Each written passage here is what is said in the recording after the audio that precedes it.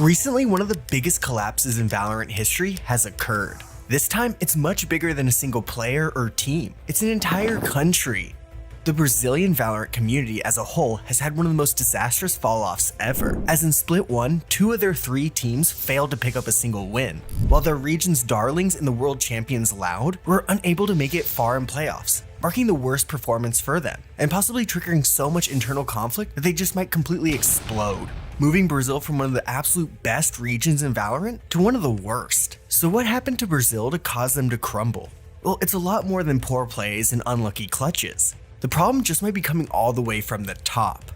Riot. But if you like diving deep into Valorant to level up not just your insight on the game, but uncover all sorts of stats about your own matches, you need U.GG for Valorant. This is actually revolutionary for players wanting to train like the pros, with access to peak maps that show you the best and worst peaking angles on every map for any situation, as well as having a tier list option that easily allows you to get every stat you would want from every gun, map, and agent for any rank, giving you instant access to information that pro coaches spend serious time gathering for their teams. And U.GG is super easy to install and so lightweight, not hurting your computer's performance one bit. So not just for me, but also for the sake of your rank, click on the link in my description or pinned comment to download U.GG to get better data and smarter insights into your Valorant play.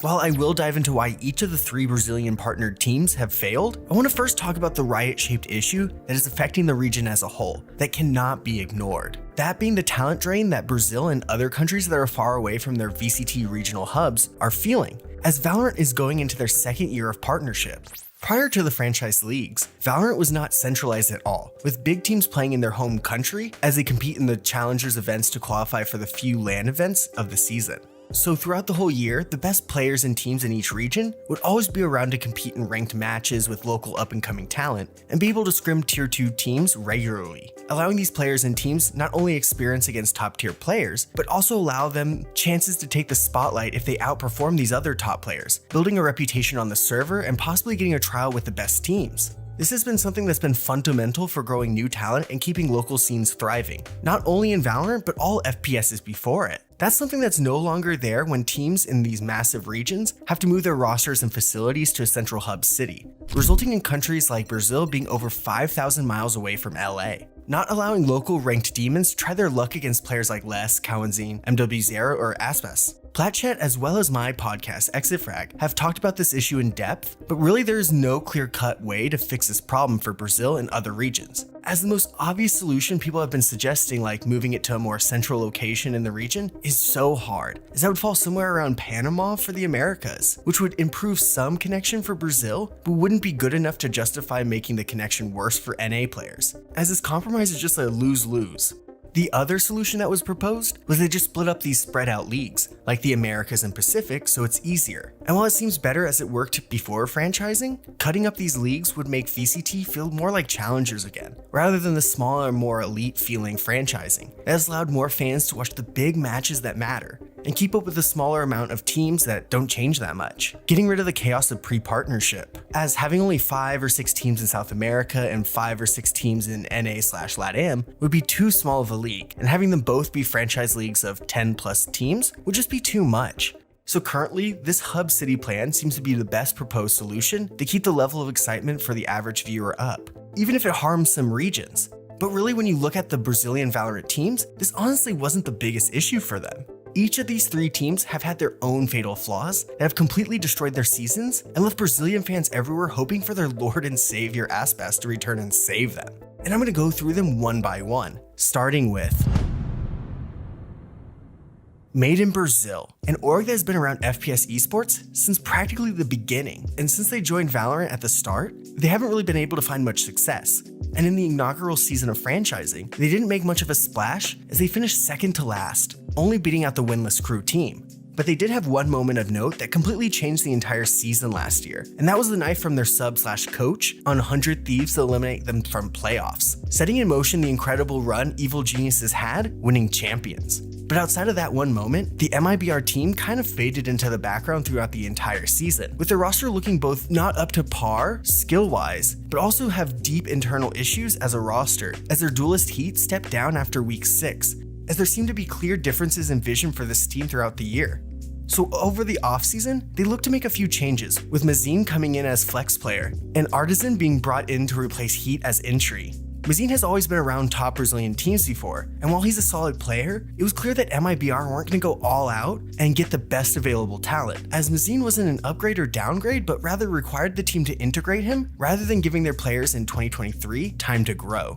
But Artisan was definitely an intriguing player to join MiBr, as while he had big shoes to fill as a duelist in Tier 1, he proved that he was one of the best prospects in Brazil all last year as an initiator player for the nation. And as the season started, there was some hope that they would work themselves out of the bottom of the league and maybe even push for a playoff spot again with a revived roster. And at the kickoff event, things looked promising, as they barely lost to Cloud9 in their first match, but showed they weren't the worst team in their region by defeating Furia, in large part thanks to Artisan on Jet, looking like a cohesive piece of the team already, with JZZ being able to flex on Raze when they need him to. They were able to qualify for the play-ins by defeating Cloud9 in their rematch, and while they were unable to make it out of the play-in due to a brilliant run that Sentinels would go on, hopes for this team were high, finishing higher than teams like Lev, 100 Thieves, and Cloud9. But this would be where they just stopped winning altogether, as the time off each team had that didn't go to Madrid was enough to build better playbooks and counter-strat, and in each of their matches in Split 1, they were just diffed, not winning a single map with a -62 round differential. And it really comes down to that these players on MiBr that stayed on this roster, and the ones being reused from older iterations of top Brazilian teams, are just not working anymore.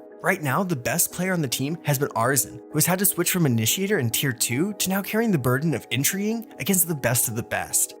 After this terrible performance, Bazooka was let go, leading to most likely Fraud taking over the team. And while he's a solid coach, this isn't the difference that would resurrect this failing roster, as even if their play calling drastically improved, their ability to adjust on the fly to other teams' game plans is almost non-existent, as in maps like Icebox against G2, where MiBr were very much in the map after pulling off a few successful retakes, G2 started exploiting a tendency of MiBr to prefer to just fight in the retake when G2 fully pushes a site. So G2 decided to stop getting fancy with their attacks and just attack whatever site they want to end up at, and plant quickly and take as much space on MiBr as they're given, so that when they take these fights, it's way earlier than MiBr would think, resulting in them winning 4 straight attacking rounds to quickly turn a tied game late in the map to a comfortable victory. And this issue happened all the time, as teams can now identify and take advantage of weaknesses better than ever, resulting in MiBr looking even worse than they were last year. So for MiBr, I would say that they're probably the most affected by the talent drain in Brazil,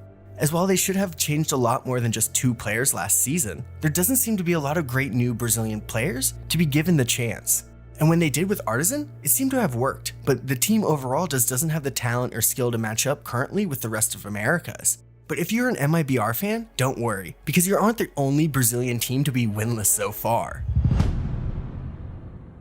Some have called this team MW's graveyard, as while MW Zera has consistently fragged game in and out, the team around him seems to almost suffer from it, which has resulted in them following MiBr's lead by going winless in Split 1. But for them, it stretches back to the kickoff, as they were dominated in their opener against NRG, then lost to MiBr in 2-0 fashion, to take the true title as the worst in Brazil, as even though they won a few maps during Split 1, they haven't won an official match since the start of November of last year. They tried to make a few swaps during this last offseason after having a slightly better season than MiBr, but were ultimately middle of the pack and looked to be at their limit. So they tapped into the young Brazilian talent to hopefully push them out of Loud's shadow. But right from the start, it was a disaster, as their rookie initiator Havoc wasn't able to get it going at all in his map debut on the big stage, as he started 0-11 on the attacking side before picking 2 kills up to end the map, 2-20, with 6 first deaths. And after falling out of the kickoff tournament against MiBr, Furia already hit the code red and decided to switch out their other rookie in Liazzi for Nazwar, which looked to be a great upgrade after he was benched on Lev after having such a promising 2023.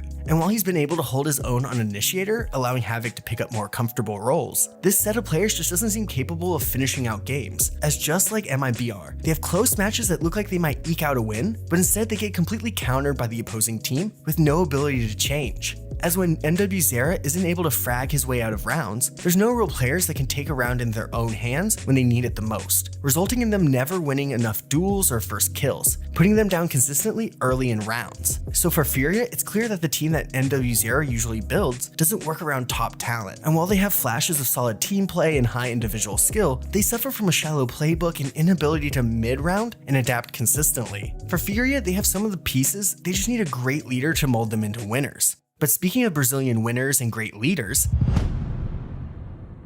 the second ever Valorant World Champions, Loud, have always been at the top of Valorant since the moment they stepped foot into the esport. Sadok has built a reputation as one of the greatest IGLs in Valorant, but it seems like the golden age is over. And with their collapse in Split 2 not coming close to making Shanghai, they are the true mark of the current state of Brazilian Valorant. As even though they scraped by to make the Split 1 playoffs, it was clear they didn't really deserve it, and it showed when they were picked apart by 100 Thieves to be eliminated in last. And while it's unfair to point out one player as the change that brought this downfall for a once top tier team, it's clear that QCK had to fill Aspes's shoes right away or they would completely crumble. Of course, Sadok and the coaching staff's crazy comps and weird strats haven't helped one bit, with the team kind of fitting more of a prototypical roster that'd probably thrive a bit more with the less complicated off-meta decisions. But even then, it's crazy to see how much the outcome of a map for Loud falls down to where QCK finishes on the scoreboard. If he's at least middle of the pack, there's a fairly decent chance they'd win the map. But if he couldn't get it going and his team doesn't set him up, then it's a complete blowout.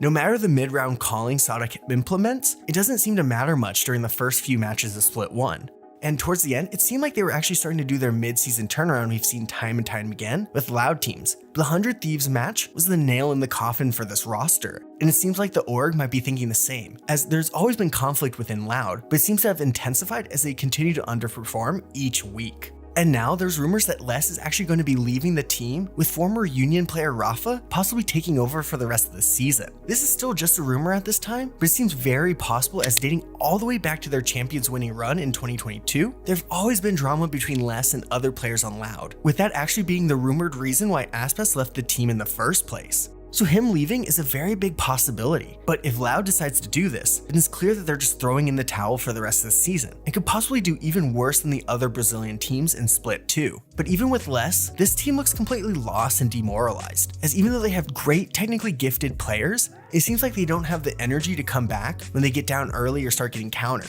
Sadok is a great core leader to build around, but right now it looks like Loud is lost about what to do next to regain their throne and put Brazil back on the map. Check out my last video about the struggles of former top duelist players like Ye and Demon 1, and how looking back at how Tens and Cryo have evolved as players just might hold the key to how they regain their throne at the top of the game. Also, make sure you're subscribed with notifications on, so you don't miss a single video like this one.